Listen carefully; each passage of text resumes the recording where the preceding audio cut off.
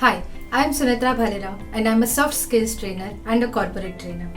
I have completed my soft skill trainer certification program from Indian Leadership Academy. This program covers an array of topics starting from the most popular soft skills, training need analysis, various models in which you can plan your programs, facilitation techniques, negotiation skills, verbal non-verbal communication and so on.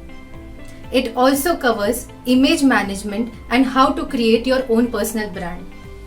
The highlight of this program for me was how you can use social media platforms to build your connections and how to look for opportunities, how to submit your own proposals and grab those opportunities. The post-program support of ILA is excellent.